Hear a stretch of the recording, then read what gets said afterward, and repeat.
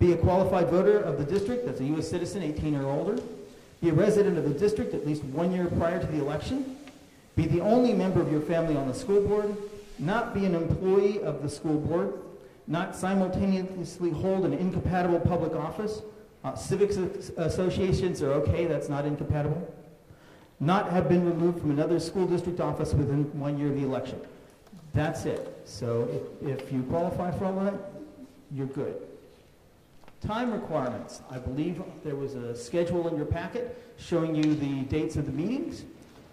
We have one work session and one regular meeting per month. If you take a look at the schedule in your packet, you'll see the dates. We may also schedule special meetings throughout the year as needed. Like, for instance, this one. This is a special meeting of the Board of Education. You also have the opportunity to participate in board committees if you wish. We're working from a common set of goals based on a 5-year strategic plan, and we set yearly goals based on the high-level goals shown on the last page of your packet. You may find yourself involved in activities related to these goals. For example, you might volunteer for the communications committee, trying to increase parental involvement online, or give a dedication speech for a windmill, a remote power unit, to support increased usage of technology. There are many possibilities. The process. We've divided the candidate selection process into 2 phases, determining a set of finalists at tonight's meeting, and then interviewing the finalists in more depth and appointing a board member at a subsequent meeting. The interview process we're using to determine our finalists is similar to our PTA Council candidates debate night held in years when we have a contested board election. We seat you at this front table over here, and then we ask a question. Everyone takes a turn answering it. Not everyone will fit at the table at once, so we're dividing this phase into 2 groups. You'll draw lots to determine whether you are in group number 1 or group number 2, and your position at the table. I guess we number them from left to right? Okay. You should each have a nameplate and a packet. Ivy Krause, our district clerk, has those things. It is the same packet we emailed you and sent a hard copy of you prior to the meeting. You'll draw lots to determine your group number and position at the table. We'll call up the first group, introduce ourselves, and then each board member will take a turn asking the candidates a question. We'll rotate who responds first. We'll let you know whose turn it is each round. You'll have 2 minutes to respond to each question. After group 1 questioning is complete, we repeat the process for group 2. After group 2 questioning is complete, we'll see if any board members have any comments, and the board will cast ballots for 3 finalists. The district clerk will tally the results and read off our votes. In the event of a tie, there may be more than 3 finalists. Are there any questions? All right, let's get started. Ivy?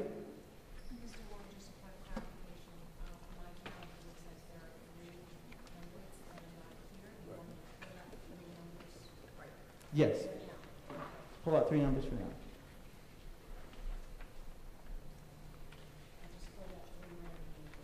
Okay, so there may be some blanks at the table. So someone might pull 1 and then there's a number 2 and someone pull out 3, so you just Yes. The drawing of the lots.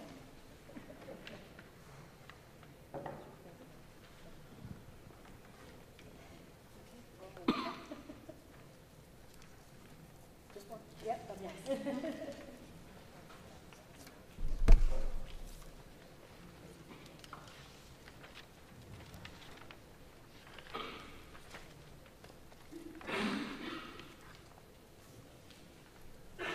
Yes.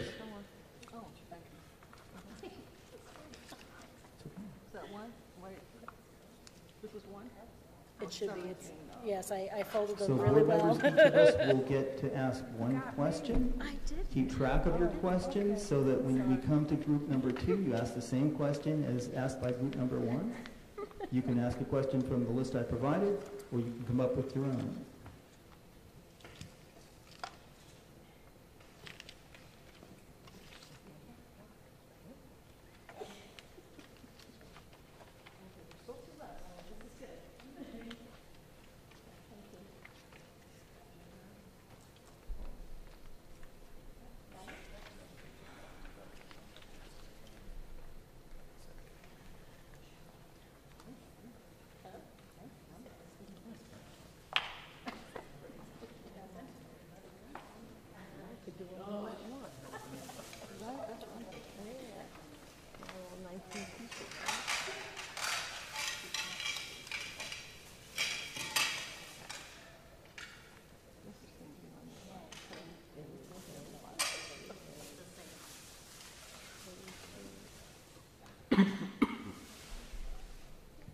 Our district clerk is handing out nameplates. When you get a nameplate, if you are in group number 1, then you take a seat at the table. I have no idea what group I'm in. Because I didn't have enough nameplates, so I got. So group number 1 is Group number one again.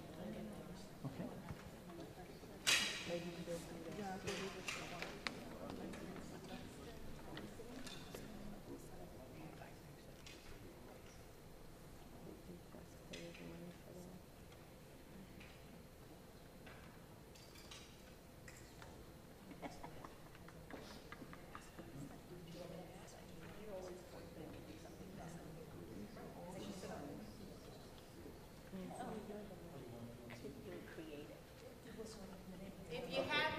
If you have group number 1, please take a seat.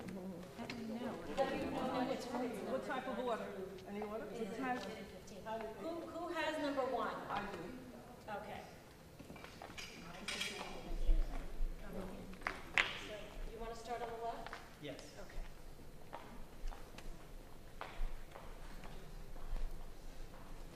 Okay, so 1 through. Who has number 2?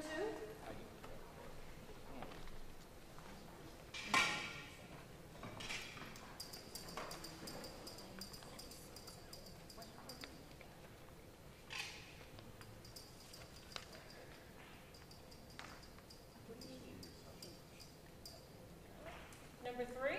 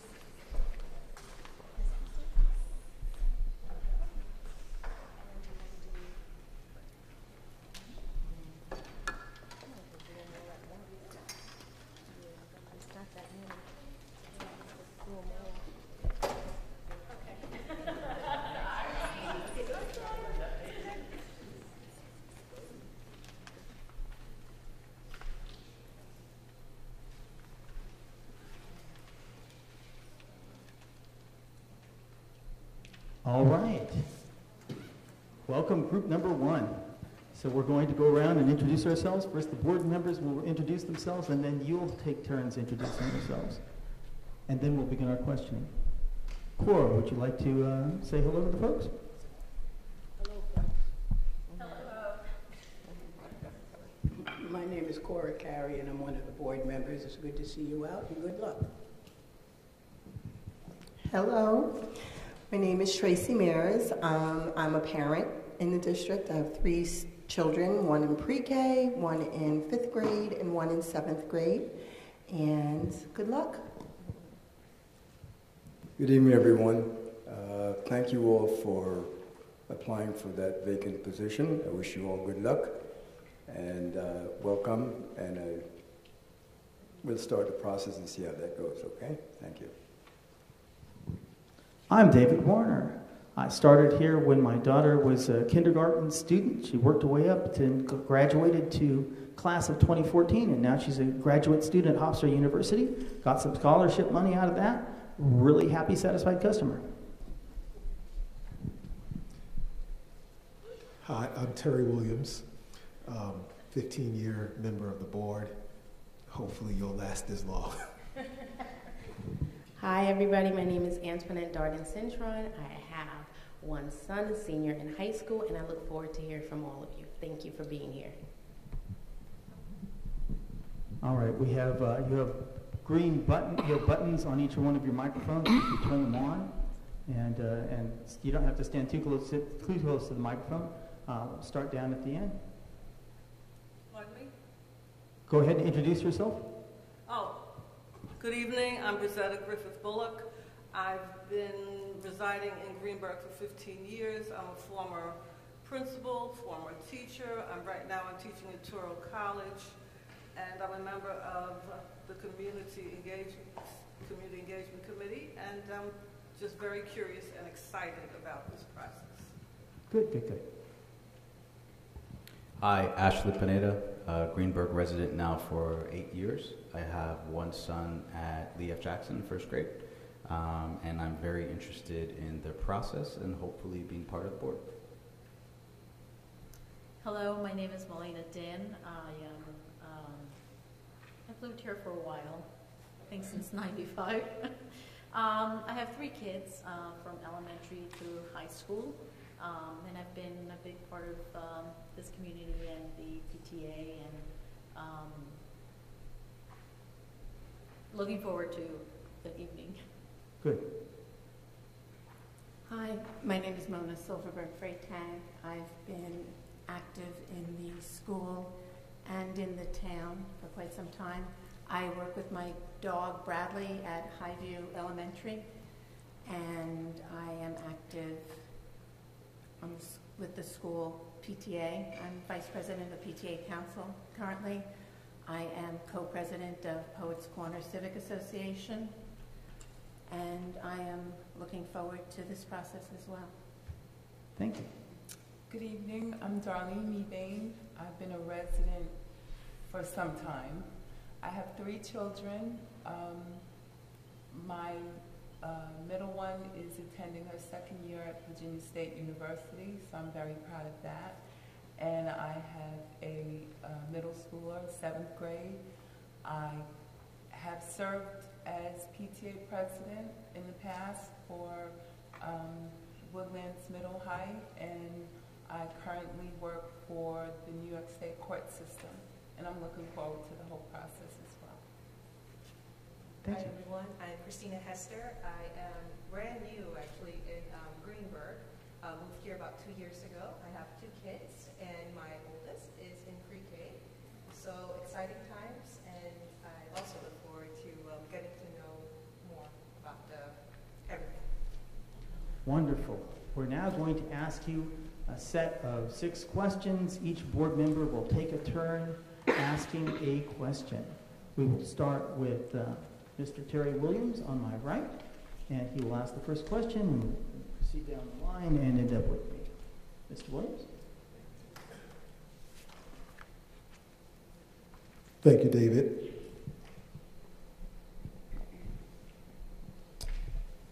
Why do you want to become a board member? Question, we'll start with Dr. Bullock. I have a passion for education. I love teaching, and I love learning. I have the depth and breadth of experience and knowledge, and I believe that I could work collegially with a group on the Board of Ed.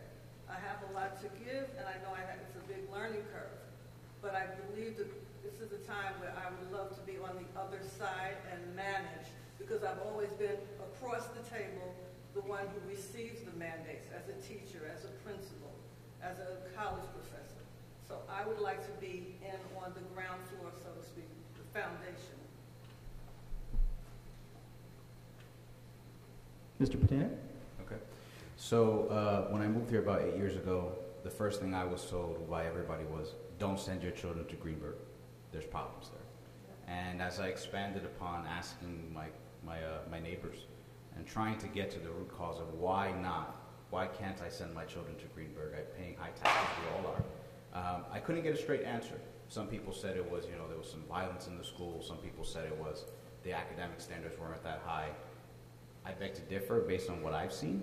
I've spoken personally with Dr. Chase and several of the Greenberg School District staff and teachers. My daughter went through the ECP program, and what I've seen has really impressed me so far, and I'd like to be able to contribute to the continued success of what I'm seeing now, and I'd like to see those people around me that feel that they can't send their children to the school district change their mind, and I want to be an impact on that. Thank you. Ms. Rayton. Oh, excuse me, Ms. Din. Yes, sorry. I'd like to be part of the board because I've had the privilege of actually working for quite some time with the PTA, and I had the privilege to work with probably 3 times the size of this board, of men and women who represent the state, and collaborate and deliberate and make decisions that really affect the children of our state. I've been able to work with legislators, make part of committees at the local level, state level. I've been able to work with the parents in our community at the local level and just the council and as far as the buildings. And with parents, I've been able to take workshops so that I can learn how to do that job better, and in turn give workshops to parents so that they in turn can take that information back to their homes, their communities, their schools, and work with other parents, because that's vital, it's necessary. And I brought a little bit of my diversity along with me to that board so that we can all individually reach different areas of our community. So I can give that bit too. But at the end, it's all about the kids and what we can offer to them. So that's really what it's about, to be not you, not me, but an us together. Thank you. Ms. Freytag.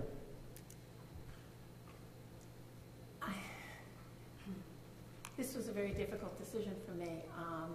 I spend a lot of time in the schools working with the students, and I've spent a great deal of time working with the community, both as a civic leader and working with the community engagement part of the school process. And I really felt that I wanted to get on the board because I wanted to help move forward with the consolidation, the school portion. And I thought I might have a part to give in that I might have the skills necessary and the partnerships necessary to help move that forward with the community because of some of the partnerships that I've made within the community, that I could help move this project forward. I believe strongly in this consolidation, and I want it to move forward for the children and for the district. And I am hopeful that we can do this as a community and as a school together. But I think it's going to take a lot of community outreach. So I am here to hopefully work with the school to move the consolidation forward. I also want to continue to use the passion that I have with the children to see that we can reach all of our strategic goals in the 5-year plan. And I worked on that 5-year plan. It's part of the 5-year strategic committee, and I'd like to work on those as well. That's basically why I put my application forward. Thank you. Ms. Mabane. I basically wanted to be more involved within the process of being on the school board, even though I served as a PTA president in the past. I really like to put more into what I learned from the PTA and being on the board, and also to help make it a stronger place for our children to grow. I mean, I grew up in this Greenberg Central School District, and I think I turned out pretty well. And I just like to have a chance to get involved more and help the children be more children in school. Good. Thank you. Ms. Hester. As I mentioned, we just moved here a few years back, and this was especially with the time commitment, it being, I guess, ending in May. I thought it was a great way to get to learn about the community, to learn about what my children are going to be part of for a long time, and to give back, and get our roots into Hartsdale, to Greenberg, and to get to know really about what the the school district is about, what I can offer, and that's why I was interested in joining the board. Thank you. Next question be asked by Antoinette. And Mr. Pineda, you'll be the first to respond.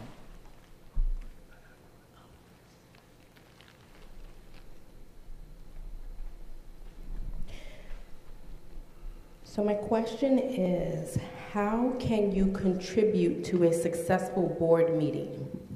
Sure. So currently, I'm a network systems manager at a large law firm in Midtown. And as you can imagine, I run a lot of meetings. I collaborate with a lot of different stakeholders. And lots of times I see, or I'm involved in conversations where there's obviously a difference of opinion. And differences of opinion are helpful because they help, discuss different point of views, and sometimes a new idea will be brought to the table. Every once in a while, though, those differences of opinion can get to a point where they become less helpful and more of a contentious place. So I have a lot of practice in helping bring opposing views on a table to the middle of the table and help collaborate and essentially come out with a better product than how we started. So that's one thing I can do. The second thing I can do is I have a lot of experience in terms of some finance as well as some management techniques that I've learned through my career.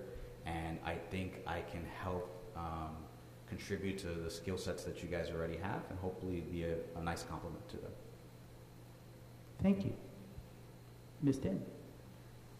I think meetings can be very passionate, and feelings can run deep, and our opinions can get very personal. But I think that in any meeting, at the end of the day, we need to rein back to what the objective of the meeting is, what we are trying to accomplish, what it is that we're trying to solve or move forward.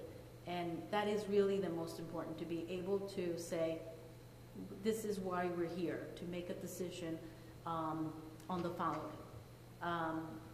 And to be able to just get to that point. So I can definitely say we've lost sight, or let's get back to why we're here, the objective at hand, and to be able to make that decision. That is the most important thing. Thank you.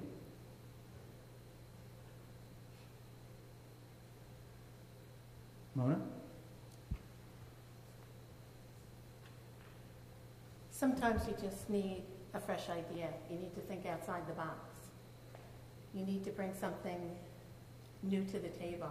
And I think that very often I've been able to do that and bring another way of thinking to the table, another way of looking at the problem, another way of approaching the problem. And sometimes it works, hopefully more times than not, but at least it's another way of approaching it.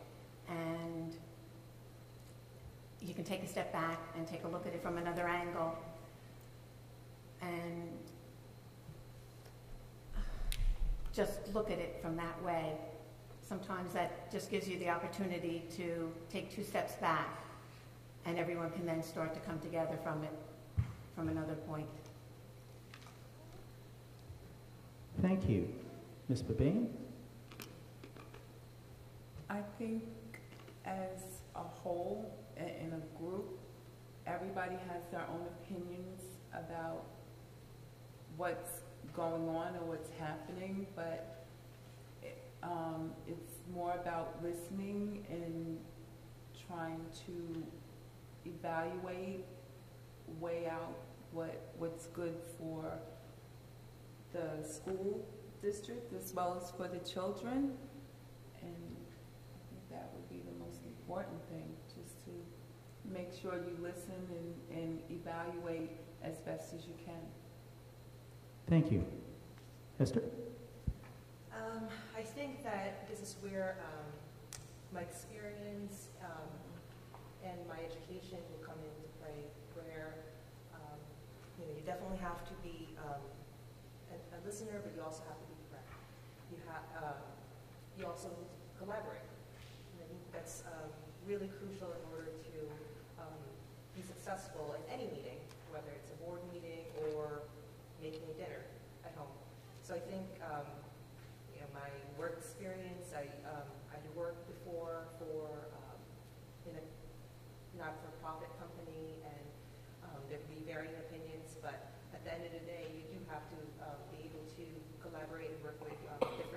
personality with different work styles, and that's something that I think I am able to do, and I do on a daily basis, working with different people, especially little kids. So, yeah.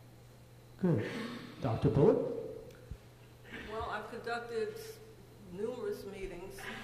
Most were good, some contentious, but I was able to remain calm. That's something that I like about me, that I can remain calm under pressure. So I understand that people get very passionate about education. So I think that I could probably, hopefully, be the mediator and bring consensus. I think that's a good thing to do. And in addition, I did take a couple of courses entitled Dealing with Difficult Personalities.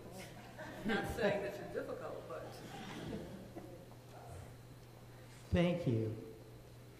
Our next question comes from Cora Carey. And the questioning will begin with Ms. Din. Cora?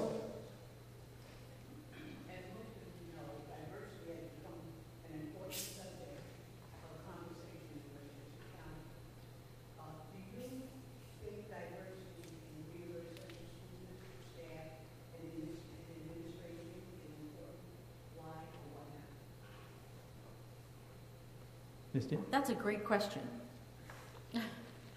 It is very important.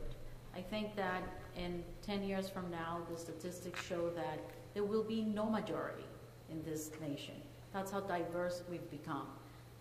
When I was working at the New York State PTA as an executive board member, I knew firsthand how important it was to bring diversity to the table. We did a lot of courses, cross-worked with board members on their different areas to be able to work together in reaching the word on how to integrate, be more inclusive in our schools, and that's very important because we're becoming increasingly diverse. I noticed on our webpage that we have a nice division of a pie of how diverse we are. And yes, that is very important because the kids and families that are here, many are here because we are diverse, because we see an ice cream shop of flavors. And that is really important. We need to be able to connect with other people who are not like us, but are different. And I think that we've become increasingly more diverse in that area. So it is important that our staff can relate, that the parents can relate to each other, and become together because that's what binds them together, all our differences. And that's what makes us unique. Not because of the skin color or race or where we come from. Each of us are diverse in their own right, but it's important to acknowledge everything else. It is important. Thank you. Ms. Freytag? I'm glad you asked this question, Cora, because there are people in this community that believe this school is not diverse, and that bothers me because there has to be a place for people who look like me as well.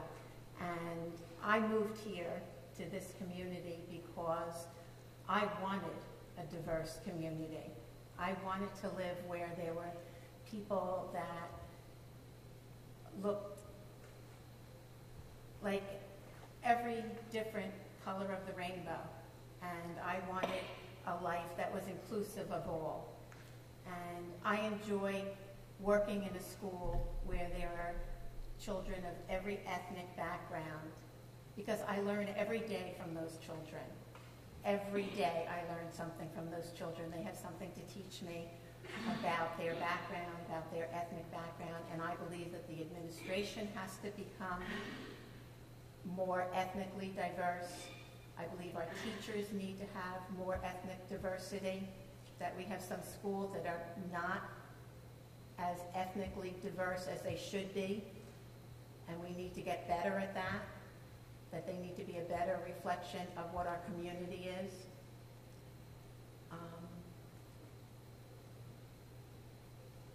And I think we need to do a really good job of having our administration and our staff reflect just what the community is. Thank you. Thank you. Ms. Mabane? I'm going to agree with Fertile. I think that diversity is a very good, very important thing to have within the community, in the board, and certainly in the school districts, because we learn on a daily basis, and most of the time it's the adults who are teaching the children how to be and almost sometimes what to say. But the diversity that I've seen since I've been in the community,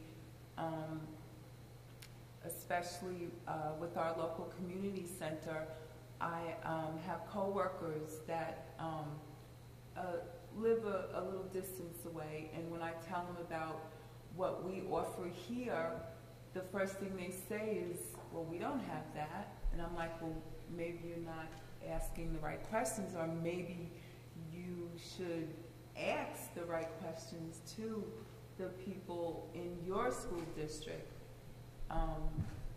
So I just think it's very important that the board, the school, be diverse. Thank you. Ms. Hester. Absolutely. I am this is very important. Like what you said, that the staff members are the ones who are interacting with children, and it's important to see somebody that you admire and look up to, that that you can relate to. And it's not necessarily just a teaching staff, but everyone in the school district. I think that it's a community that you want the children to be comfortable in, and you want them to be able to have a good role model, and that's important that they see that in the schools and the community that they're in. Thank you. Dr. Bullock?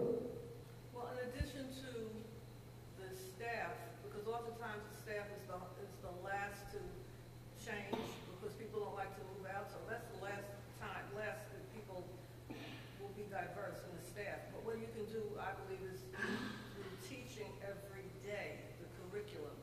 That's how you promote diversity. When you're talking about first graders talking about safety, and you're outside, you see the light. That's Garrett Morgan. He's the light person.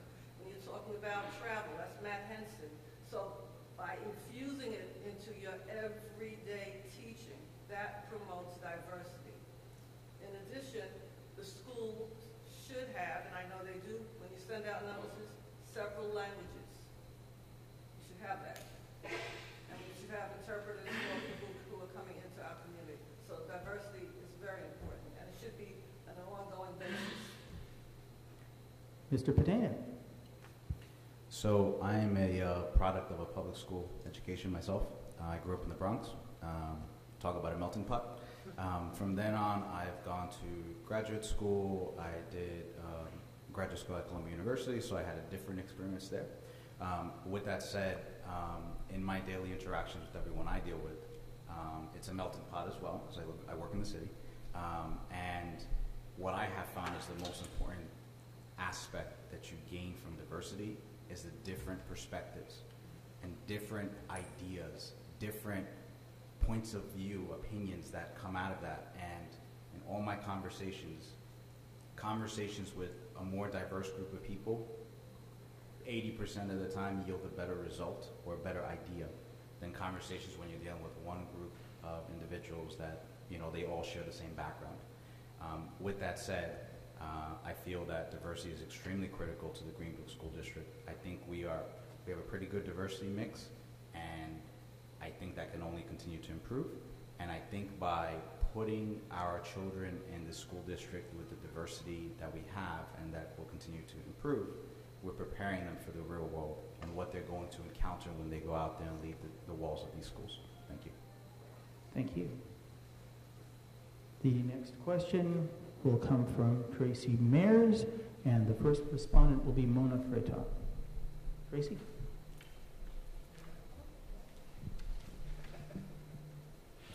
Hi, Mona. This is difficult because I have so many questions I want to ask, and they limited me to one. So the question I chose, I'm between two. Each of us sitting up here will tell you that service as a board trustee is not easy. What do you think will be a challenge for you as a board trustee, and how do you plan to address that challenge?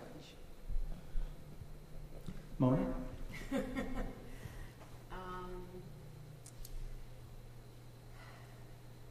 I guess time. I see how much time all of you put in to your job. It seems like you're everywhere all the time. You're at every school function, you're at every meeting. You're everywhere, everywhere all the time. And on top of it, I still want to continue to do the volunteer work that I do at Highview, 2 to 3 days a week, and I still want to continue to work with the Civic Association and help them, though I do intend to step back from my president's position. I would just become a board member in the event that I was asked to move up to a board position here. I would take a step back there. I just see you everywhere all the time, and I know that you're given mountains of paperwork to read, to digest in order to do the job that you do and to keep up with everything in terms of what's happening in the schools. So I guess I'm just going to have to be a queen with time management. Time management is going to have to be my new thing. Thank you. Ms. Mabane? Can you repeat the question, Ms. Maris? I'm sorry, I talked a lot before I asked my question. Okay. So each of us will tell you that service as a board trustee is not easy. What do you think would be a challenge for you as a board trustee, and how do you plan to try to address that challenge? Well, the challenge in itself would to become a board trustee, but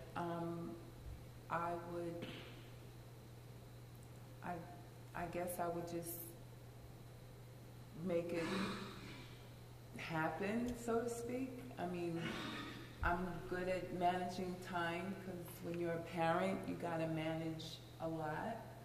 Both, it's a 24-hour thing. And I just think that I would be able to multitask and have confidence enough to know when to, say yes or no or maybe. I think that would be it. Thank you. Ms. Hester? I think the challenge for me will be jumping into a working school board and being a contributing member and wanting to make sure that I am on the same page as all you folks. That's my expectation for myself, and I'd like to overcome that by delving deep into the material, delving deep into whatever issues or whatever items are being discussed, and learning about that on my own time, and making sure that I am fully prepared to contribute as a successful board member and not have any delays in my knowledge or in just because I'm getting my feet wet. I just want to make sure that I am fully prepared on day one, and I've done my research and I'm ready to contribute. That would be what I would imagine my challenge would be. Thank you. Dr. Bullock? So I've heard before, and through my career, I need to relax and slow down. So I know that would be me. I just would jump in and try to learn everything. So for me, it would be to be disciplined and take my time, get to know all of you, and be an active listener for a change. I can do that. So that would be, but I can do it. I can master that. Thank you. Mr. Padina? Sure. So my challenge, I think, would be getting up to speed with all of the moving parts, policies that are, and decisions that are being made by the board, considering that it's a short appointment. With that said, I did do graduate school and work full-time. I do also have 2 children that are handfuls, as you can imagine. I'm used to tight deadlines, and my plan to make this work would be to immerse myself in the material. Ms. Din. The greatest challenge, I think, will be absorbing everything that's happening when you come on board to a new board. It's you learning the flow, working with each individual, but most of all the policies and the flow of meetings and what is happening right now and how it is being dealt, aside with all the procedures that are attached to it, the cans, the cannot do's, and aside from laws that may inhibit you or not inhibit you from doing certain things. Working in a courtroom, I know firsthand of how you're dealing on a daily basis, not just with defendants, but attorneys, DAs, all of these components that, you know, you may say, you may not say, so you're constantly being restrained. So I've learned very quickly in this job to have that high level of restraint and being firm about saying, can do this, we need to do this, and just absorbing all the information that you need to be able to execute something. So being fast-paced is something that I've had to deal with, so it'll be just being able to come to speed. Thank you. Our next question comes from Lloyd Newland, and the first respondent will be Ms. Mabane. Lloyd? Thank you. What do you see as the board's role and responsibility? What do you see as the board's role and responsibility? Mostly to build the policies, and I know it was, we're here for the children. I mean, to make sure everything goes according to plan, whatever rules and regulations that might be within that our district holds, for the board to uphold all of those and to have a sense of unity within the community for all of the children. Thank you. Ms. Hester?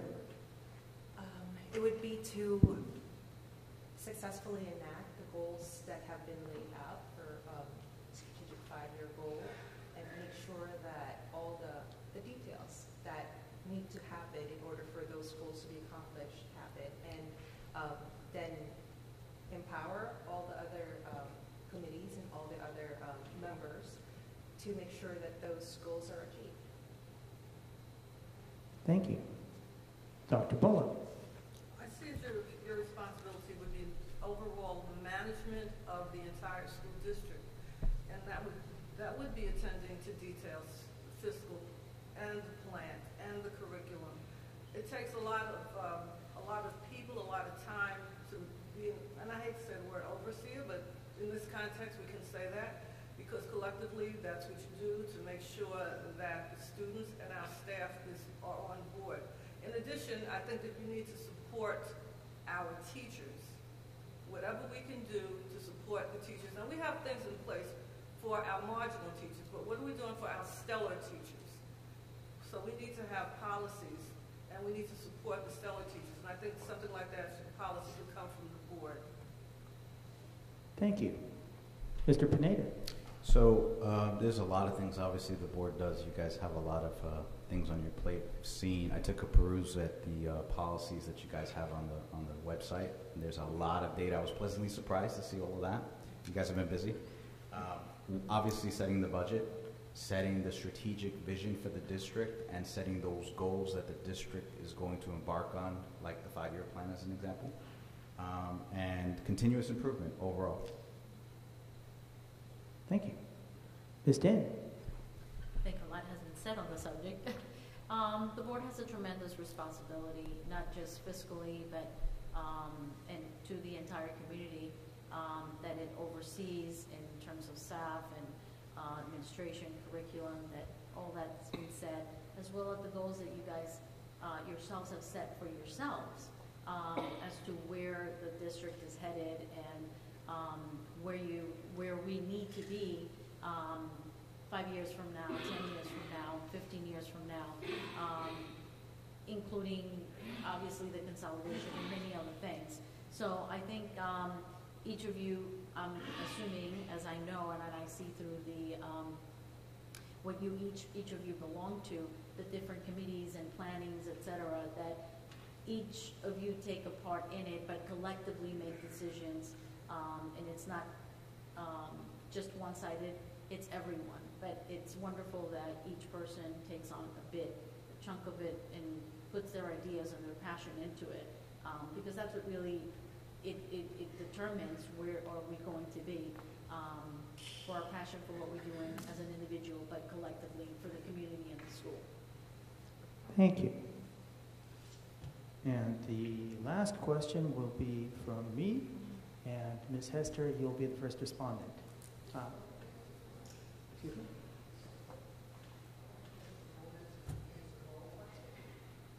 Mona, go ahead. Okay. Go ahead. Thank you. I agree with everybody on the panel that the board is responsible for overseeing and governance and oversight of the schools and the personnel, but they're also responsible for the maintenance of the buildings and all of the grounds. And, you know, that part of it is a big part of it, because right now we have a lot of buildings that they're being maintained, but they're in very poor condition.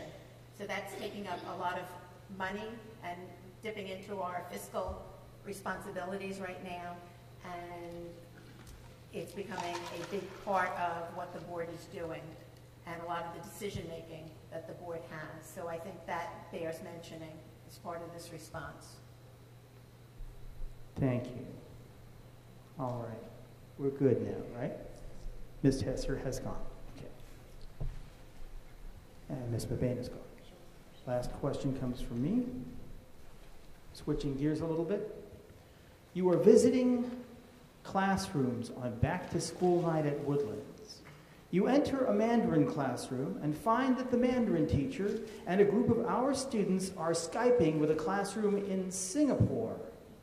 On the smartboard, you see an image of about 50 students in a classroom in Singapore, neatly lined up in their school uniforms, and they all chant out in unison, "Good evening, teacher." Our Mandarin teacher at Woodlands is excited that you are here. She introduces you, hands you a microphone, and asks you to bring greetings to the students of Singapore Academy. What do you say? Ms. Hester, what do you say? I'm going to say hi. I am Christina Hester, and I am working for the School Board of Greenberg in Hartsdale, and I just want to make sure that,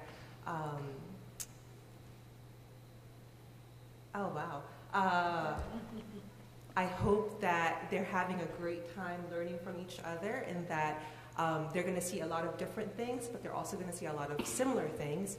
And I think in the differences and similarities is where you will find that you are learning from each other. So that's what I would say. Thank you. Dr. Bullock, what would you say? Well, first I'd grab a few children from the classroom, because they love when you ask them to interpret for you. So I have myself in a circle with the children, and I would ask them to relay to the children in Singapore how pleased I am to have visitors from the other side of the world, and hopefully we can make an exchange, and maybe we will visit them and they can visit us. Very good. Mr. Pineda. First thing I would say is introduce myself, explain what I am, what am I doing here, how I'm involved with the school. Obviously, I would be asking for someone to translate for me because I do not speak any Mandarin. Open to any volunteers. I would also mention to them how amazing and exciting it must be to be growing up in times in this day and age where you have the ability to share a connection with someone across the world that is totally different from you.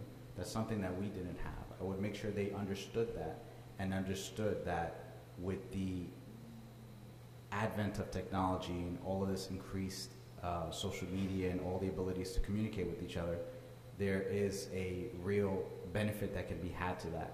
And sharing that experience, you know, across cultures is something they should be very proud of and excited for.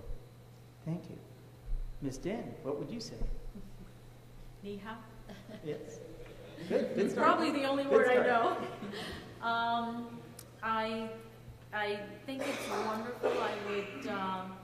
I don't speak any Mandarin, but my daughter is learning Mandarin, and she comes home saying many things in Mandarin, and it's really wonderful.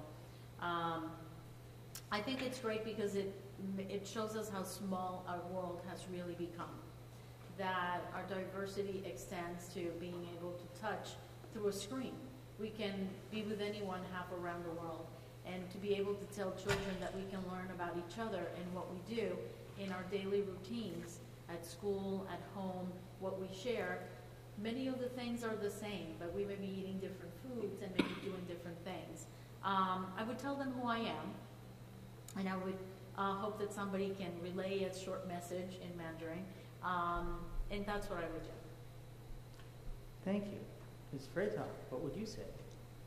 Well, first I would, if I'm with Bradley, I would ask them if they have dogs in their school also. And if I'm not with Bradley, I would still ask them if they have dogs in their school also, because we have dogs in our schools here in New York. That's how we do it. And I would ask the children if they would help to translate for me. And I would introduce myself and ask them what they were studying that day in school and see if there was any crossing of curriculum back and forth, have a little bit of conversation, and then allow the teacher to continue with her subject matter for the day. Thank you. Ms. Babane, what would you say? I would say good morning, and I would let them know that I like their uniforms and that we are able to see one another opposed to just talking on the phone, because I'm a visual person, so being able to see it as well as listening to what is being taught is great. And I don't know, I think I would definitely ask someone what they think about our way of living here, as well as them asking them about their way of living there. And if they like school, that's the big thing. If you like school, it's a beautiful thing. Thank you. Good job, all of you. We're now, yes, let's give them a round of applause.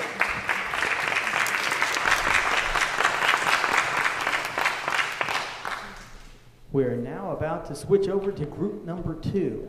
So, Ivy, how do you want to deal with the nameplates? I'll pick up the nameplates And cycle them back around. Okay, very good.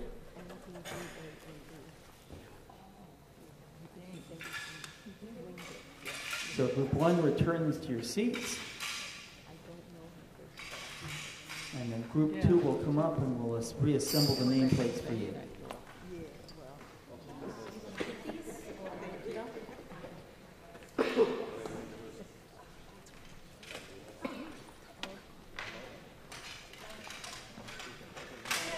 Number 7.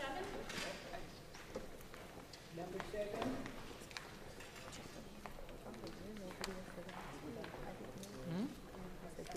8.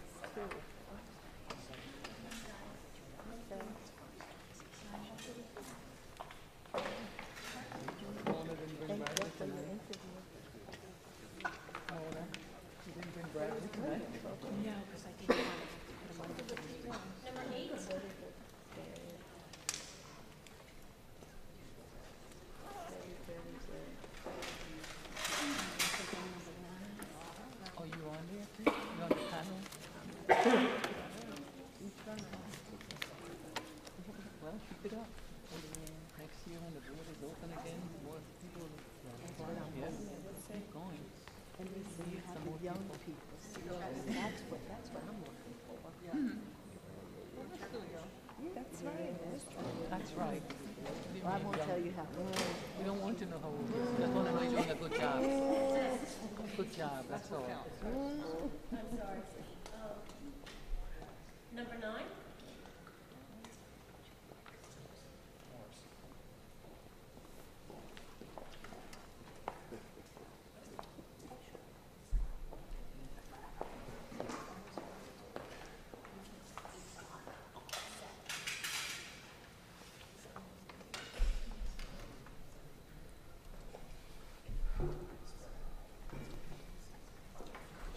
Number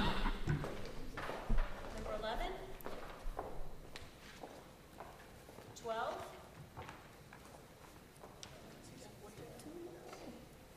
13,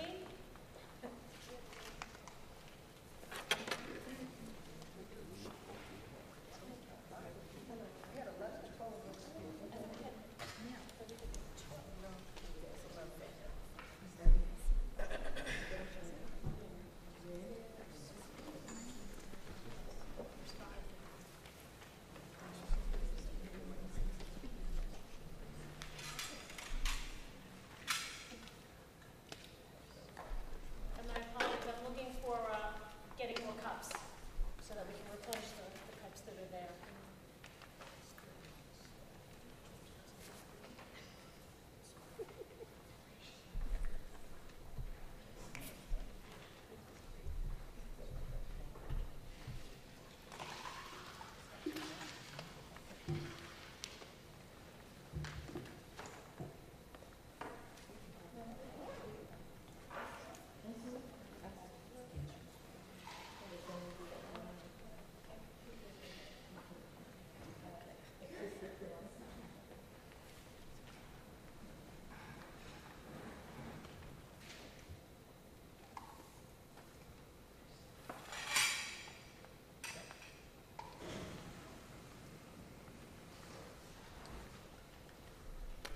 All right, here we are with group 2. Our questioning will begin with Terry Williams. Oh, that's right. Well, we on the board have already introduced ourselves, so let's start with Ms. Parker. Could you introduce yourself? Sure. Hello, my name is Aisha Parker. And hello. Hello. My name is Aisha Parker. I'm a wife, and my husband and I are raising our 3 children in this district. 2 of them are students here, and I've been a resident for 5 years. In my spare time, I'm a regional director of a child welfare agency in Westchester, and I've got experience in organizational planning, capacity building, fiscal oversight, as well as arts education, and I've worked with arts education with the Greenberg Central School District specifically. Dr. Hong? Good evening. My name is Min Hong, and I've been a resident of the Greenberg for 18 years. I have a son who is here this year at Woodlands as a 7th grader, and he has been with the GCSD since he was at Lee of Jackson. It's good to be back. Yes. Ms. Morris? Yes, my name is Deborah Morris. I'm a very long-time resident of Greenberg District. This district, I graduated from this district. My daughter graduated. My grandson graduated. And I have 2 grandchildren at Woodlands. My background is nursing administration. We've dealt with much budget, people. I'm also a pastor, so therefore I have a lot of compassion and understanding as well. So hopefully and prayerfully, some of my experiences will be very beneficial for the board. Ms. Lazari? Hi, my name is Sarah Lazari. I moved to Hartsdale just over 3 years ago, so I'm a relative newcomer. I have 2 children. They are not old enough yet to be in the school district. Next year we'll start pre-K. I am very involved in my daughter's preschool, however, as well as the Windsor Park Civic Association, of which I'm the vice president. Thank you. Thank you. Mr. Barnes? My name is Jeff Barnes, and I've run for the board twice. Was not successful. This is the 3rd opportunity. Let's see my background. I grew up in the Bronx. I am a product of public school. I currently work at Hostos Community College, and I've worked for higher education for the last 14 years. The Deputy Chief Information Officer. Some of you might have known me when I was president of the PTA Council. I've been in this school district since 1995. My daughter was born in 2006, and she is now in the school district, as well as my niece, who is about 17 years old. I have put in a lot of time into the district because I really believe in the district. I believe in the curriculum and the quality of the leadership. And I've seen, since I've put my daughter in the school system, I've seen a lot of improvements and a lot of things that I think are heading in the right direction. So I'd like to get on the board in order to help make that continue to improve and go in the right direction. Thank you. Questioning will start with Mr. Terry Williams, and Ms. Parker will be the first to respond.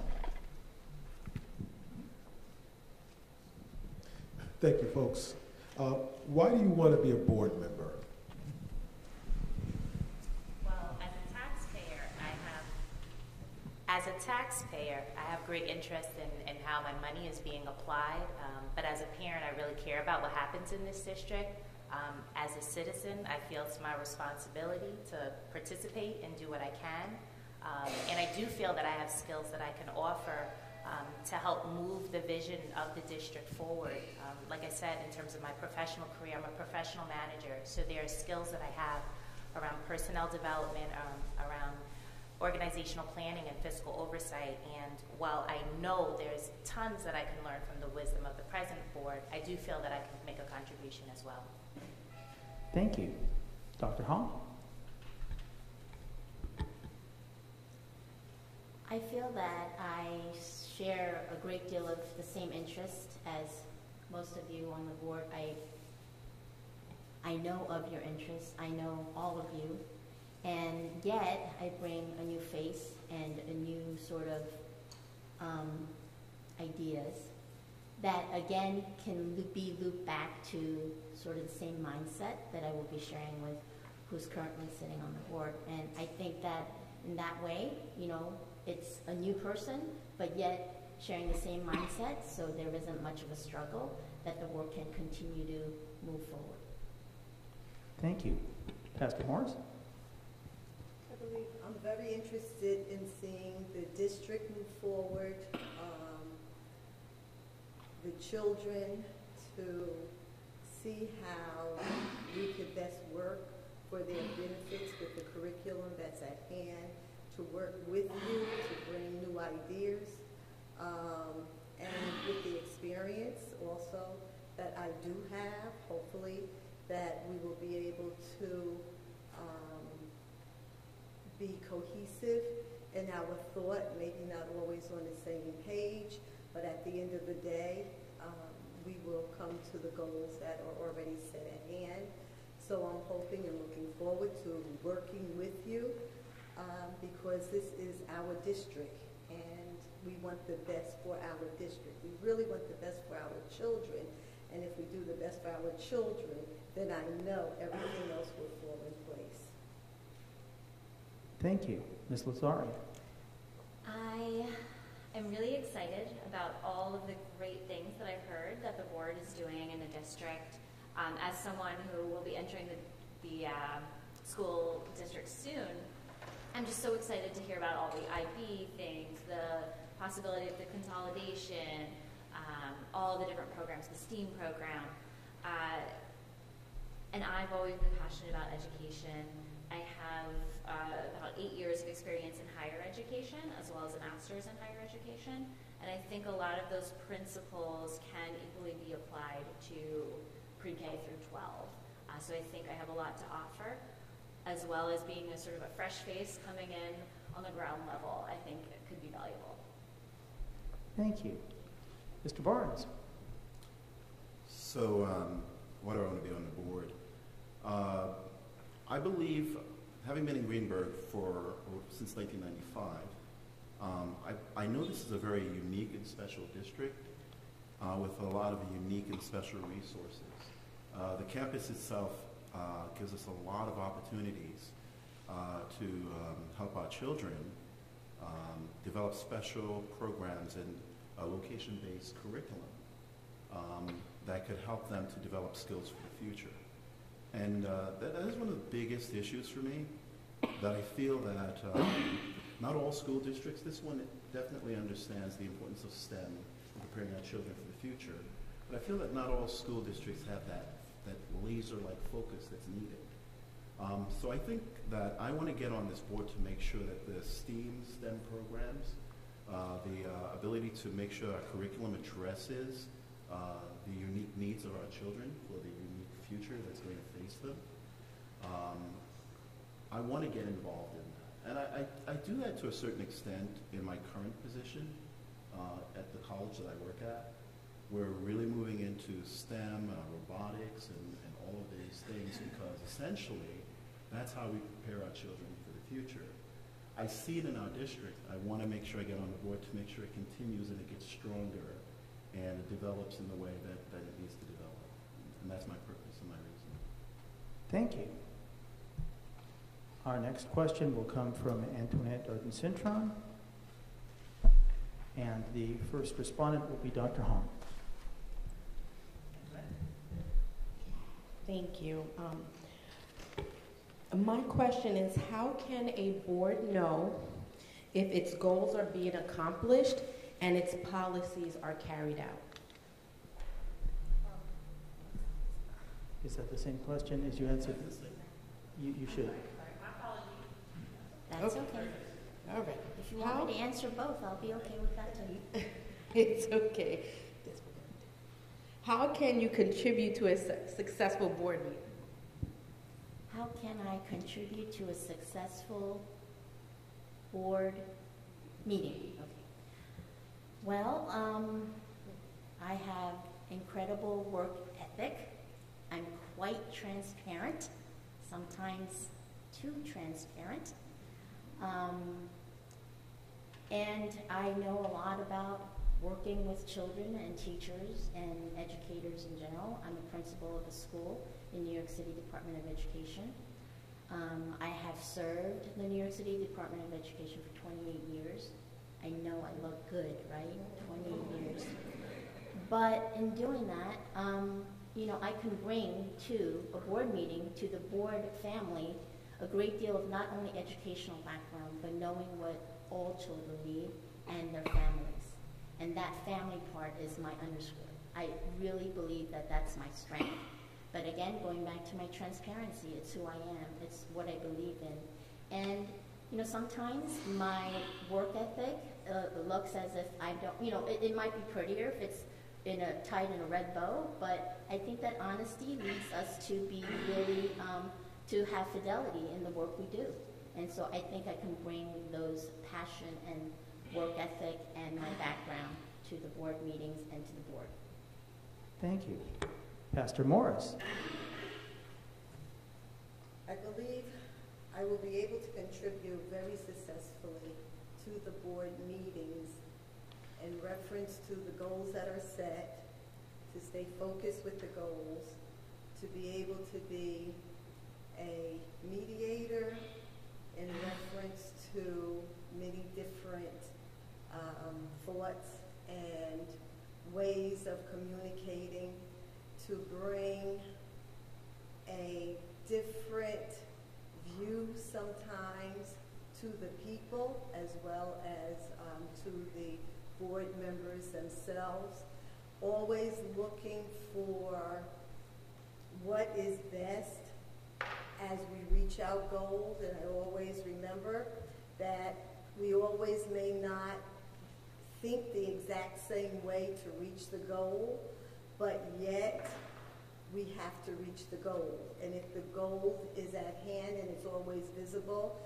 and Dr. Hahn said the transparency, if we're always transparent, we have no hidden agendas, then I believe that we'll be able to bring much to the board meetings, much to our community, much for the students at hand, and a personality that would be able to reach the masses in order to help them understand many times what our goals are as well.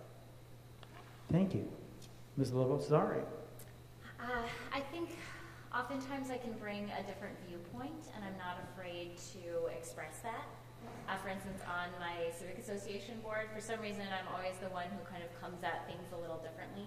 So I'll say, you know, okay, I'm glad you think A, but I kind of think B. I think we should consider that viewpoint. And it sort of leads to a more open discussion, I think.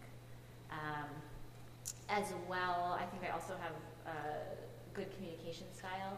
I try to think of all different perspectives and sort of take everyone into account, and I think that is something that you need on a board of people, especially one that speaks for so many different stakeholders. Thank you. Mr. Barnes. So I think one of the things that I will definitely bring to the board is my passion for research and analysis. I think that's a definite strength and something I can offer.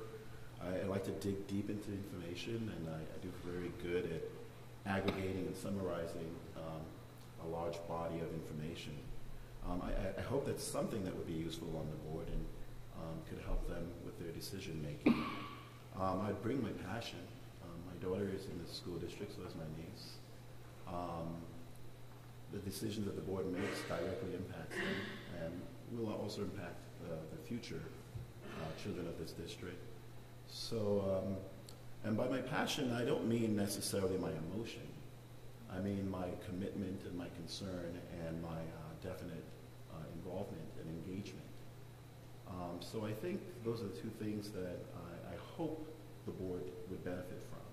So my passion for research and analysis, and my ability to stay focused for within the goals of the board, and to help, to provide help, to make sure we make the right decisions. Thank you. Our next question comes from Ms. Oh, I'm sorry, Ms. Parker. Go ahead. It's all right.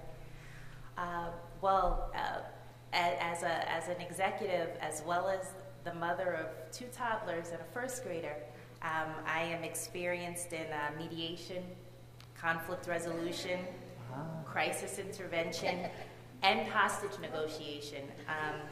I think I'm reasonable, and I have a sense of humor, which I think is important when you're participating as a part of a team, which I feel that this board is. I do have a mind of my own, and I'm not afraid to share or disagree, but in fact, I think that some of the best ideas come out of creative tension, and I'm smart enough to know when I'm not the smartest person in the room. And so I think that just kind of having that mindset and approach is something that I would definitely bring. Thank you. Okay, I think we're done with this question. All right, good. Ms. Carey, you're the next person to ask a question. And the first person to respond will be Pastor Morris. I'm correct.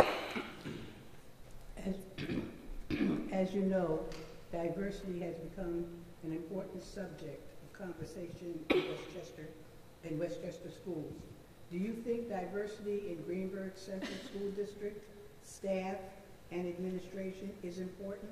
Why or why not?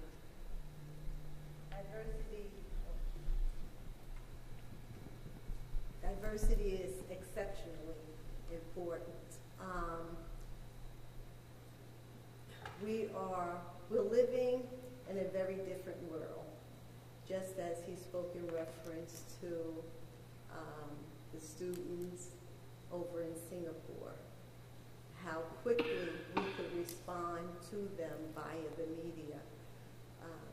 It seems as if that's where we are here in the United States of America, and specifically in Greenburgh District.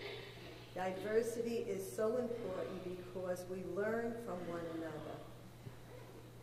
Cultures are very important. For us not to allow bias and bullying and so many things that do go on when you have just one mindset, is not healthy, and it doesn't help the individual to grow. So as we become more diverse, we're able to grow intellectually, we're able to grow culturally, we're able to grow intimately with others, that we may be able to start to understand who is my neighbor. And when we start to understand who is our neighbor, then we have great respect for that. So diversity for the staff, you already have the student population, for the neighborhood, for the Board of Education, for the administration. It is very important that we represent our community in every aspect. Thank you. Ms. Lazari. Yes, so I agree. You know, there have been so many studies done about diversity and how important it is to have teachers and staff members and role models and sort of all levels of people that look like everyone who they're representing, so all the students. You know, again, I come at it from more of a higher education perspective, but I've just read so many things about how important that is. So I think that needs to be and continue to be a #1 goal within Greenberg, is that the teachers, the staff, and of course the board should all be diverse, it should be representative of the community, absolutely. Thank you. Mr. Barnes. So I'm mindful of what the pastor said. The word she mentioned was respect. And I believe that in order to respect each other, we have to know each other. So Greenberg is a very diverse district, and I think that should be reflected not only in the board, as my colleague here said, but also should be reflected in the staff, and it should be reflected amongst our children. I mean, our children are already diverse. And not only that, when I think about my daughter and the conversations I have with her, she grew up in a diverse world. There's a lot of assumptions she makes about what she should know about people, how she should accept people, how she should engage with people. And I find that really refreshing because I don't find that necessarily in my generation. So I think, not always, even on a college campus, believe it or not. So I think that what we really need to do is to be mindful of that, not just in administration, staffing, and so forth, but also in the curriculum. I believe it's very important in our curriculum for us to reflect the values that we hold. And if we hold diversity as a value, that should definitely be in our curriculum. And I'm hoping that IB, or now that we have an IB director, that will be something that will show up in all of our, in the curriculum that we're going to be giving our children. Diversity is a strategic skill as well. It's a global world. That sounds like the world is global. No, that doesn't sound right either. I mean, well, it's a big world, lots of people, and we're going to be engaging with them in the next couple of generations. The world is getting smaller and smaller, and we need to know who we are. That's basically it. Thank you. Ms. Parker. So, as a woman of color, it's impossible for myself to divorce the racial politics of how people see me. And naturally, I've had my own set of experiences which have shaped the way that I see the world. But I think when you're talking about young people and when you're talking about an education community, I think it's important to talk about intersectionality, right? So that's an expanded view of inclusion. That's not just talking about race and color, it's also talking about gender, it's talking about sexuality, it's talking about class, it's also talking about, age. And so I think that when we're talking about looking at the staff and looking at the students and looking at the administration, I think it's important to hold a broader view of this idea of diversity, right? I think that gender identification is something that's very important. I think that ageism and all of the other categories of marginalization are important to make sure that we're holding as a part of the discussion and not just rest on, racial politics, because that is still at play, absolutely. But in our contemporary times, I just think that it's important to expand the discussion to make sure all of the voices are included. Thank you. Dr. Hahn. Well, I don't usually get impressed that easily, but that was impressive. So I'm not going to, that was good. I'm not going to be redundant. So you asked, is it important? I think that's a given. So what I'm going to say to you is that it's necessary. Not only culturally, people hear the word diverse and they think ethnically, culturally, but I think it's more about having different point of views to create a culture of mindset that can move forward at all times. And also diversity in creating relationships. And I think when we do that, we are just preparing our children to become these adults and citizens to face the world. Because Greenburgh is a great school district, but we're small and it's a very tight-knit community. So if we embrace diversity in the way that I just described, then we can set our children out to the world to live the lives that, they deserve. Thank you. Thank you. Our next question comes from Tracy Mayers, and Ms. Lazari, you will be the first respondent. Hi, Ms. Lazari. So each of us will tell you that service as a board trustee is not easy. What do you think will be a challenge for you as a board trustee, and how do you plan to address that challenge? So I think for me, the biggest challenge is that I don't have a child in the system yet. I haven't been through it. So I don't necessarily have the experience with the PTA or this or that that I will get in coming years. So I think for me that's going to be doing a lot of research, a lot of reading, a lot of hopefully visiting schools, talking to parents, talking to teachers, talking to administrators, talking to the board. It's just kind of going to be a catch-up game for me, I think.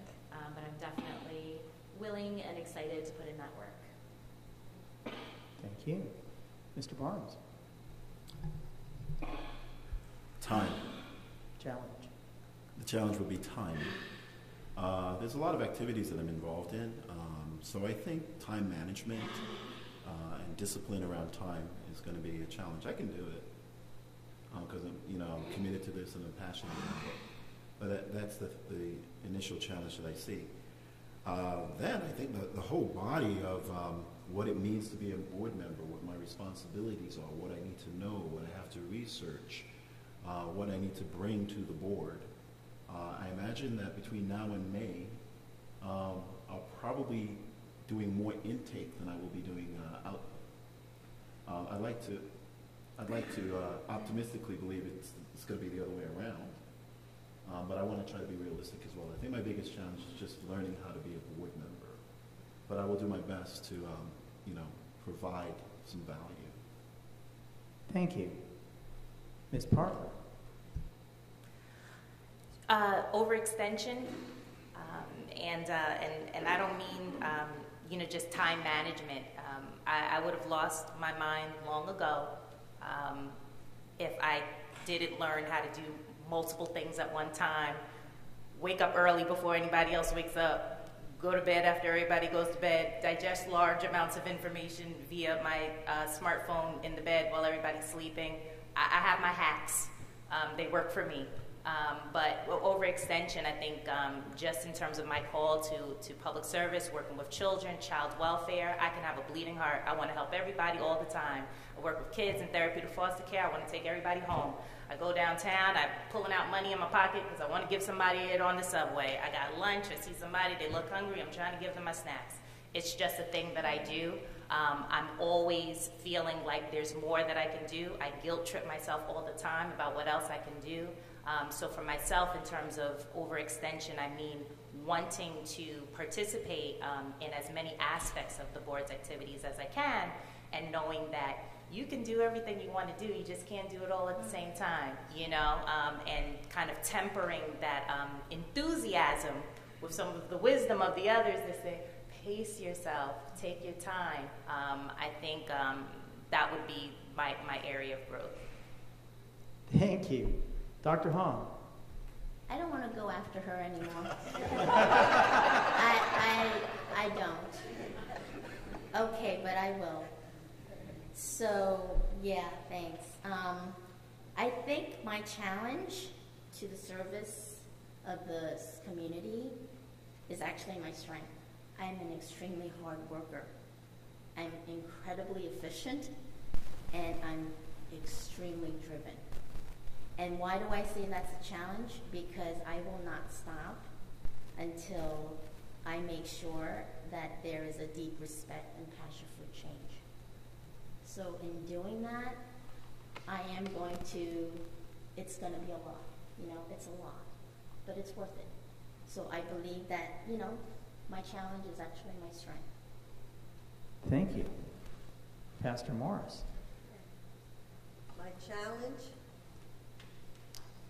I will say time management, learning as much as I can in reference to the board and your governing protocols and policies. Challenge to make a change in a very positive way, knowing that change sometimes takes a long time, but yet after the review and the knowledge that you gain from not only working with the experience board, but also learning the policies and procedures and trying to mesh that with what I already know about the community and working towards the betterment, that's time, and that takes a lot of effort. But I am willing to do that because I do believe that change is always good. People talk about change, but every day we change. If you look at me from a year ago to now, you say, oh, you changed, but they'll say, oh, you look good. So you're always changing, so change is very good. And I would address it just giving my utmost, whatever I need to do to make it work for our students and for our community, to make it work as a cohesive board, being respectful to the community and showing the community that we can work together and we can be on one accord, and the students in our community is our utmost importance. Thank you. Our next question comes from Lloyd Newland, and the first respondent will be Jeff Barnes. Once again, thank you all for applying for the vacant position on the board. My question is, what do you see as the board's role and responsibility? Well, I'm mindful that you're a board of trustees, and that word trustee says to me that you're being entrusted with something. And what I know about what you're entrusted with is, of course, the tax levy dollars that are allocated for the school district, the physical plant, the school facilities. You're entrusted also with the mission that the parents in the district give you to make sure that their children have a viable future. So the educational mission and the goals that need to be developed, and the tasks that need to be executed. Just a general vision, that is what the board is commissioned with. And of course, it's a governance body, so it has to make decisions on policy, procedures, and of course, it needs to set up an administrative body to execute all of this.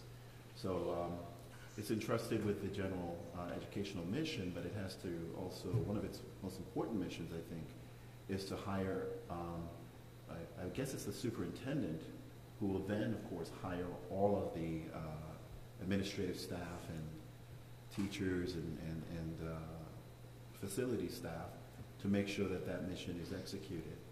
I'm mindful that as a governance body, you don't normally get involved in the day-to-day, but you can if the situation presents itself that you have to mediate.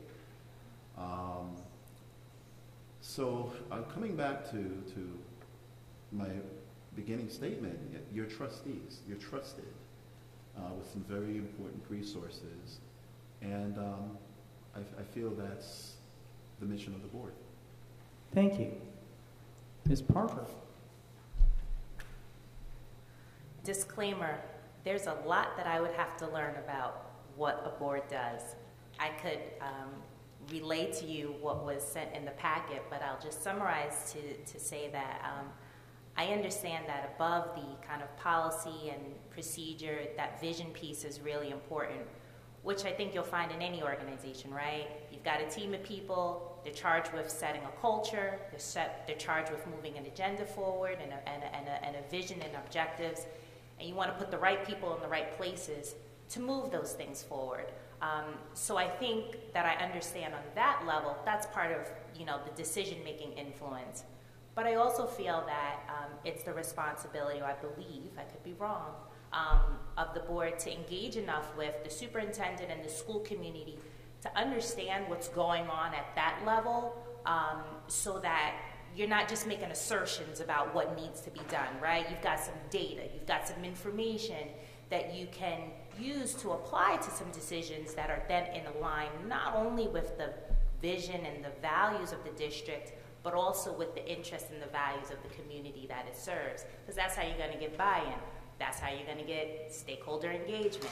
That's how you're going to get a collective, you know, participation in moving that vision forward. Because as good as the board is, they can't do it by themselves, right?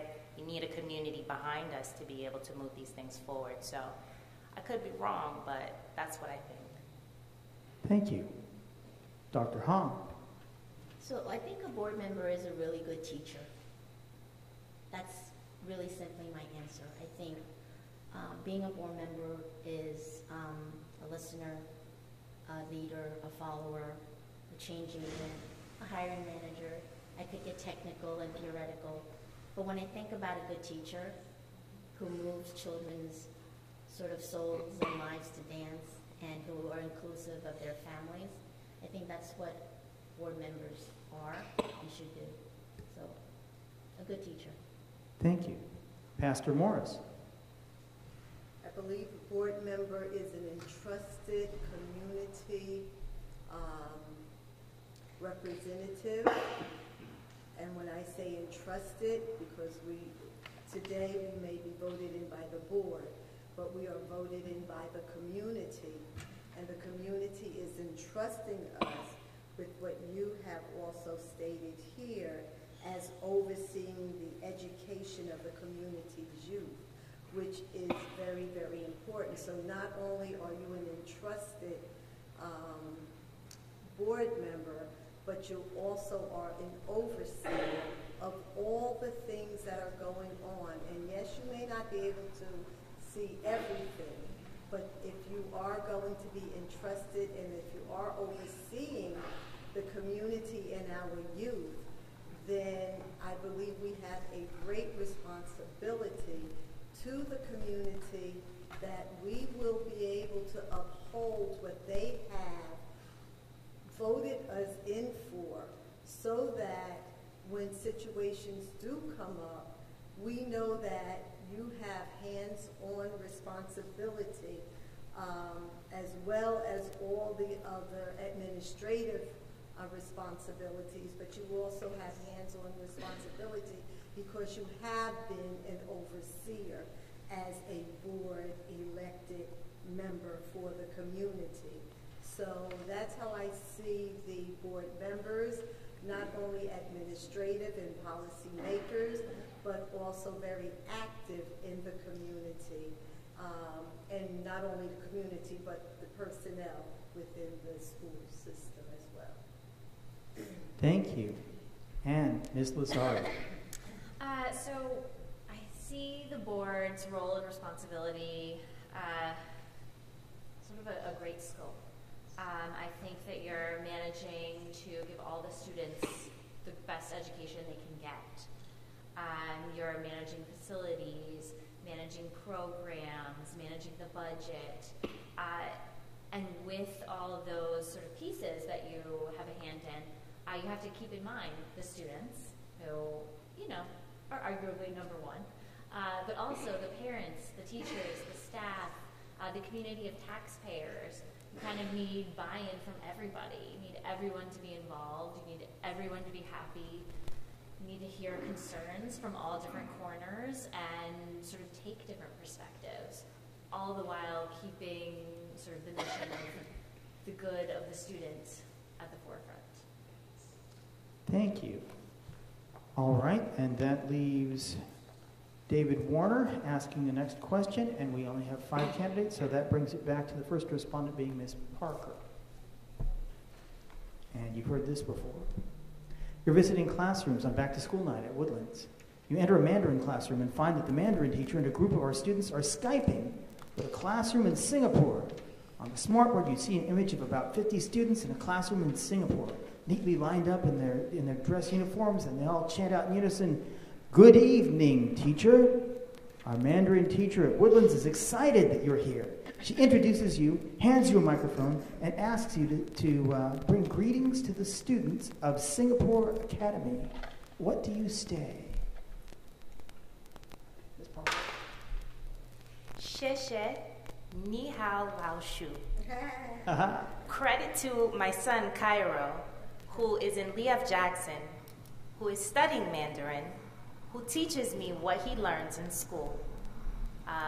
He took some Mandarin at a community Chinese school in Edgemont, and when he was 4 years old, and I didn't think anything stuck. But I was pleasantly surprised to see how he's delighted in his Mandarin classes, both in kindergarten and first grade. And again, I think that's the great credit to the district. So little did I know what he had taught me was going to be helpful tonight, so I can't wait to share with him. But that's what I would say. And then beyond that, I'd probably just smile a lot, and then just maybe ask them, what's the weather like? Just something that they may be interested in, in terms of as children. Thank you. Dr. Hong. So I had the pleasure of visiting Singapore this summer, and their actual language is English. So there's no need for interpretation or translation, but I would just like to say the first impressive thing is that our board members are visiting classrooms. That is remarkable. So what happens if a mic is turned over to me and introduced to a Skyping session with children in Singapore? I would just probably ask a real, depending on the age group of the children who we're Skyping with, I would ask sort of a popular question. So if it was my son's age, who's a 7th grader, I might ask a pop culture question that is relevant for all children, and wherever they are, so that the children also could see that maybe I'm a little cool because I know a pop culture question, and in addition, they could see that they have common interests. Very good. Pastor Morris. I would greet them, I would say, hello everybody, how are you? It's great to be here with you. It's great to be here. I am excited in reference to this study, the Mandarin study. I'm hoping and praying that you're really enjoying yourself just Skyping with us. What are you doing at this time, and what time of the day is it? What time of the day is it? And they would probably answer, and I would say, and what are you eating? And, just something that's common to them. And just let them know that we're representing the Board of Education, and we're excited about what the board is doing, and, hoping and praying that things are working out really well with you, because we are now seeing you face to face. So I would have some type of conversation, not too high and mighty, but something on their level that they could be interested in and get excited about, and just know that we have some type of communication. And hopefully it will be impressive to them. And they'll remember, wow, I spoke to somebody from the United States of America. They said they were on the board. So hopefully just to engage and encourage. Thank you. Ms. Lazard. I would introduce myself, let them know that I was a school board member and that I was so excited to be speaking with them today. And I think I would also sort of ask some small talk. You know, what are you doing after school? What do you like to do?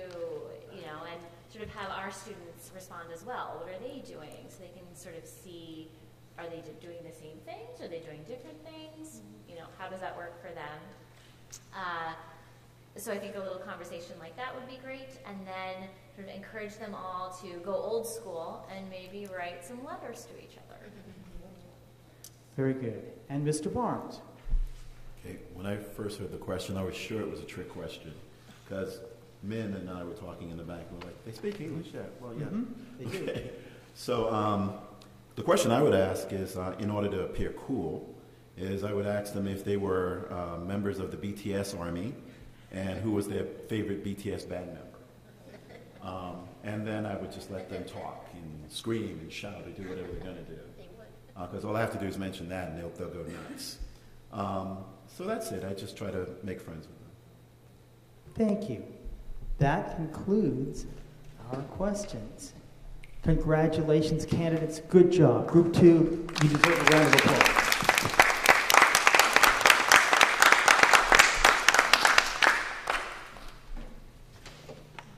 All right, at this point, does anyone on the board want to make any comments? All right. I just want to say to all the candidates, you've made my life difficult now because you all are very qualified. I've heard some great answers, and it's not going to be an easy decision. But I thank you for your willingness to volunteer and to take on this challenge. Anyone else?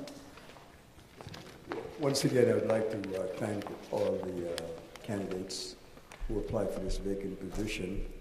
And unfortunately, we only have one seat to fill. And as my colleague said, it's a very difficult choice because you all were fantastic. Yeah. And I think you all did a wonderful job in answering the questions. There's no questions that you're all dedicated, and you probably will be dedicated to see this district move forward. However, I must remind you, every year we have Board of Education election. So if you don't, everybody can't make it this trip. You know, there's always other opportunities. So please, just don't go back in your shell if you're not, selected. Just remember, there's always Board of. I'm trying to retire. I'm on this board for 20 years. I'm looking for a replacement, but I just feel committed that I have to stay here to make things work until I get some relief. So please, just remember. Okay, thank you. Go ahead. Tracy? I just wanted to thank you all for coming out. I'm starting my second year here on the board. I am the newest board member, although Ms. Carey was just elected this calendar year. She was on the board previously, so she's extremely familiar with the procedures and policies. So no matter who we end up selecting, I just want to say it is nothing like you expect. It is an extremely difficult job, but it's worth it. And the things that you see and hear and engage in, the decisions you have to make in the boardroom are extremely important and like nothing I've ever experienced before in work and family. So it's a very tough job. I was very thrilled to see 19 people apply, even though only 11 we got to interview tonight, because the last 3 board elections have gone on uncontested, which means there were only the same number of candidates as the same number of open positions. So that often disheartens me because we have an important job. We have a very active community with active parents. So I was very saddened to see that people didn't come out to the elections, but thankful that so many of you want to fill this seat. So it's a tough decision for us. Thank you for applying and your participation, all of your answers. It's going to be very difficult. Thank you. Any other comments? All right. Take a few minutes, fill out your ballots, and then we'll pass them over to Ivy Krause, the district clerk. She'll tabulate them and read the results. Vote for 3. Vote for 3.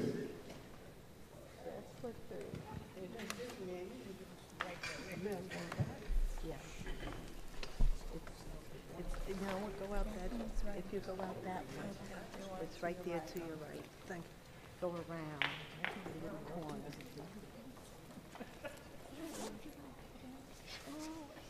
Thank you.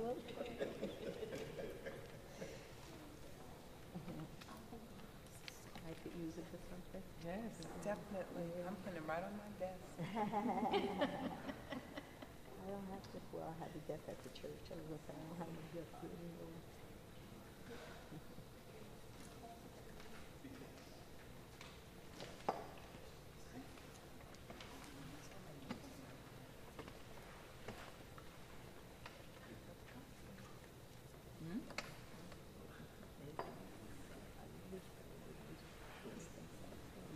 Yes, it is.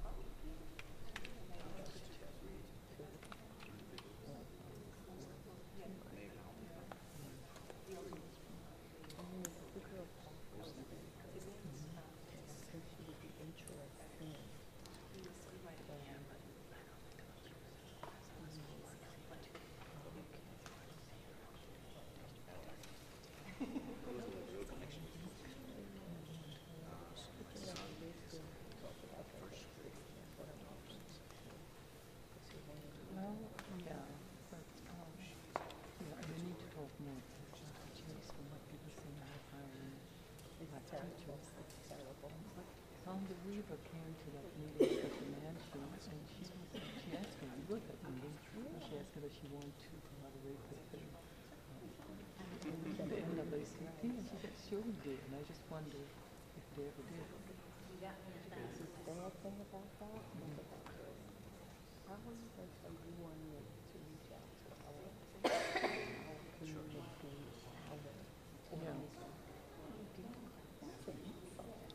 When she said, when she said, yeah. I don't care if you do it in the whole area and they could be crazy to somebody. But you're going to say, oh, we was doing right at your to me, that was such sacrifice. She wasn't. That's why I was She wasn't. She's looking, she's an apologetic. I thought she was superintendent, and I supported her.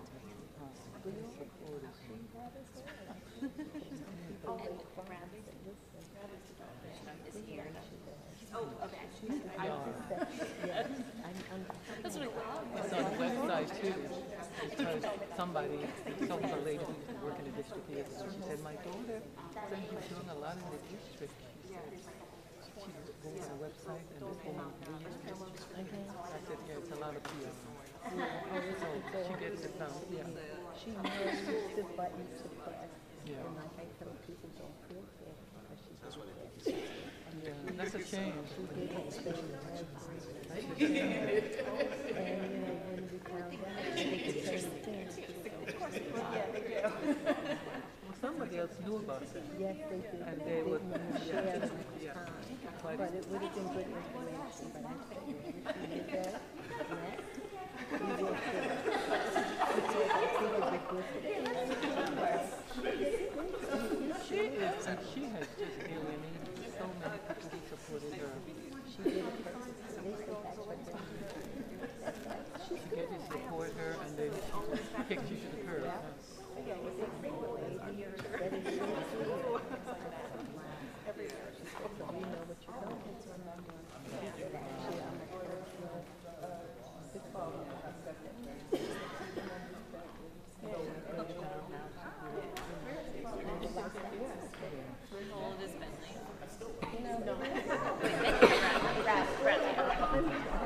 Yeah. I told you I have a credit card. Let me tell you, she deceives me. I mean, come on. Don't say it's different. They were friends. They were friends for a while, you know. Somebody used to come and I got so many people coming.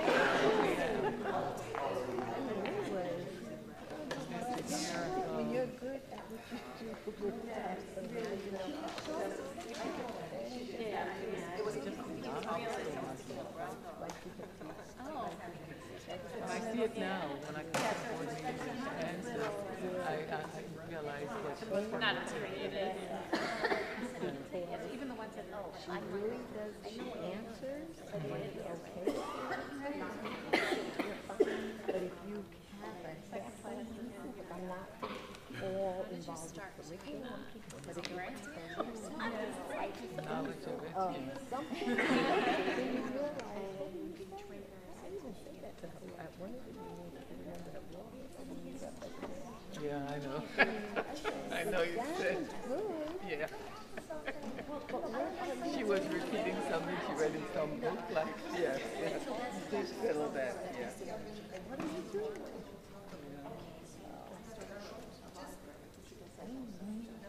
They call me the thing, you come and say, you get to, not what we want to do, but it's, That's anything God's hand. that's right. You know, like He knows what to do. There's a season for everything. Yeah. And it doesn't happen when we want it to, but it happens. Right on It's time. happening, yeah. Right on time. It may not be this season, you may just be at this season. What's happening?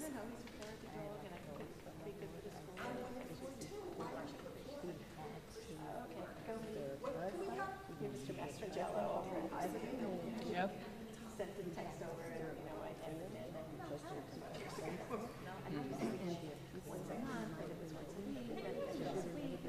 And there's still in the but this one, yeah. Yeah.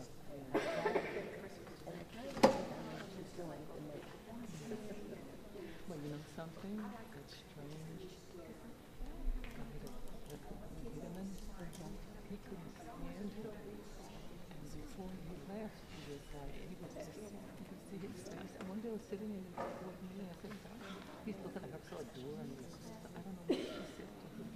What she said, what she did. Yeah. Because he couldn't stand her. I remember that. Couldn't stand her. And then he just turned, right? Son before he left. She said something to him. And that's what she said.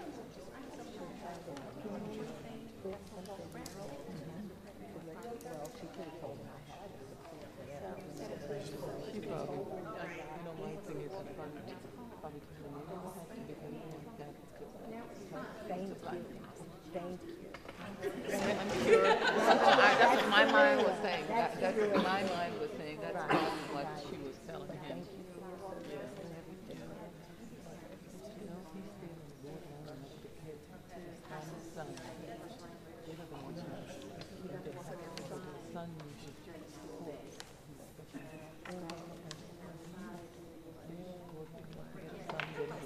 go to a different place because they can come to Greenberg.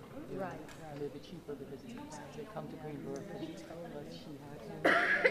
She made sure he got him in like the school he wanted him in to get him. He was not sure he knew what he did. Because when he got on, he said he had no time. That's the time. I think that's my class. But he sounds figured out.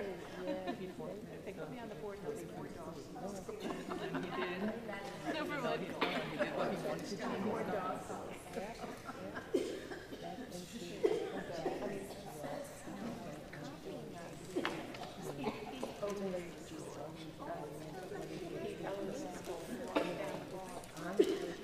Man, you better go home and go to bed. He will in a minute. I'm telling you, and get a hot cup of tea with some lemon and honey. All right. What did he have? Is it allergies or is it? Okay. That'll do it. He gave you a good one. And he probably got worse than his grandson. Right, yeah, because they get over it like that. Listen, get home and drink a hot toddy. I was hot toddy. I can't believe you did this. Orange, But you know how, orange because they only give it to you once a year. It has to be a year. We were in September. Now we're in But you don't drink November. rum, then drink the tea with them. You don't drink. Because Well, you just know drink you hot get tea with dizzy, lemon you're juice doing, and honey. yeah, but in our Lots of garden. water, yeah. So now we know, but I said, Listen, you know not what? after that. We forgot. November, that's Well, it. we have gone, we're supposed to have That gone is crazy. backstage, right? Because we've That is gone so the other crazy. night. But you did really, really well. I know. If I had You my know, we were personal sitting there vote, eating. I'm We really just serious. I was didn't just even bother. But we had a good time. Everybody had a good If I time. had my Totally. personal vote, I had three. So he does perform some very important functions. And you know, and that's looking at it objectively, because I have no major, but objectively, what?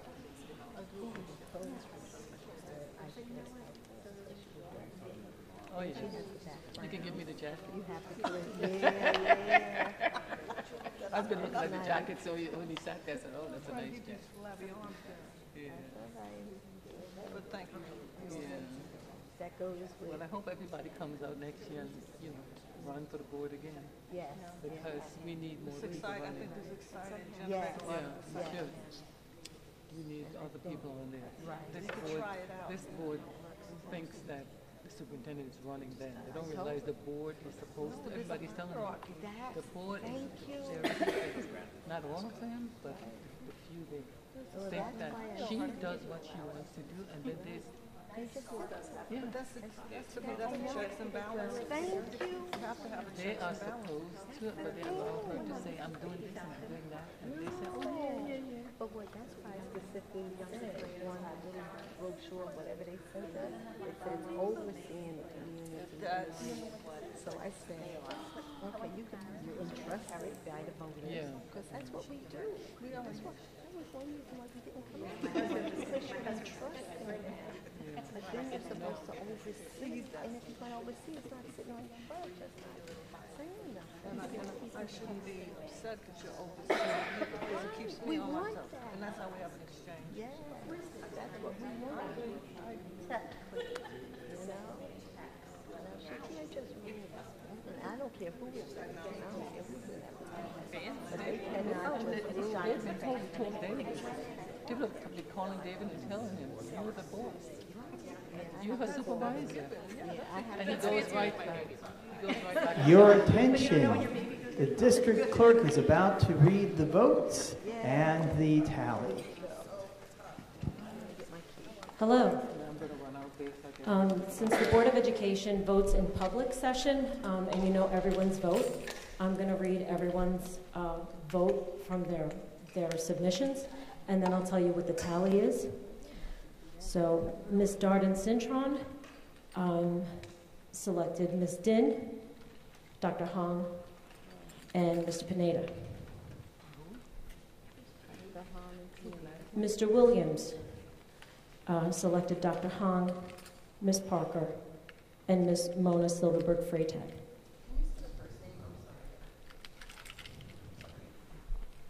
Can you say the first name also? Sure. Do you want me to repeat them? No, or just, okay. Mr. Warner selected Brizetta Griffith Bullock, Min Hung, and Mona Silverberg-Freytag. Mr. Newland selected Jeff Barnes, Brizetta Griffith Bullock, Mona Silverberg-Freytag. Ms. Carey selected Jeff Barnes, Min Hong, and Aisha Parker. Ms. Mayer selected Jeff Barnes, Milena Din, and Mona Silverberg-Freytag. That being said, the top 3 candidates are Jeff Barnes, Min Hong, and Mona Silverberg-Freytag.